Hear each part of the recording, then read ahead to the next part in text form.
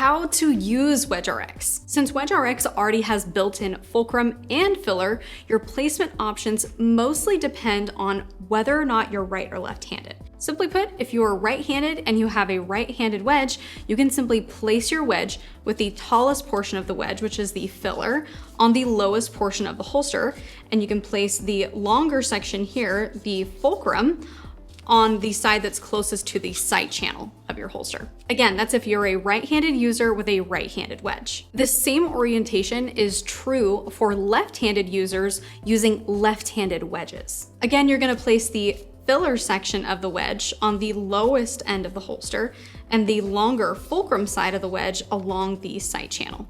Keep in mind that you can also change how tall the wedge is by simply moving it further down on the holster like so. When the wedge hangs off the edge of the holster, the wedge will function as if it were smaller. When the wedge is placed flush with the bottom of the holster like so, the wedge will function as if it were taller. So if you find that your wedge is too much wedge, before exchanging it for a smaller size, make sure that you try moving it further down on the holster first. Note that there is such thing as placing your wedge too high on the holster.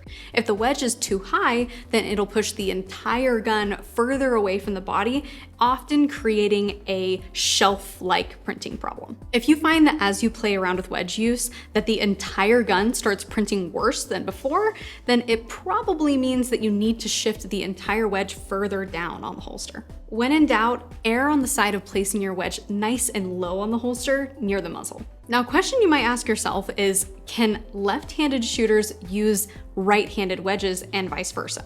The answer to this is actually yes, but it will change how the wedge is oriented on the holster. So for example, here I have a righty wedge with a righty holster. When combining these two, I want the wedge oriented in the upright position like so. So instead of the wedge sitting upright like this, if you're mixing handed wedges, meaning a righty using a lefty wedge or a lefty using a righty wedge, then your wedge will be oriented horizontally. This can actually be an awesome solution for users who find that they need more filler. So for example, if you find that the entire top half of the gun is printing, creating somewhat of a shelf-like printing problem, then you might benefit from using a wrong-handed wedge and orienting it horizontally like so. Keep in mind though, if you're using a wrong-handed wedge, it must be horizontal, not vertical. If you place the wrong-handed wedge vertically, you'll cause the grip of your gun to tilt out away from your body, thus making your printing problems worse, and probably causing some discomfort. Just like with any other prescription, use as directed by your concealment provider. Thanks for watching this entire tutorial. We have a whole host of concealment resources, from our library of content to our deep carry series, and even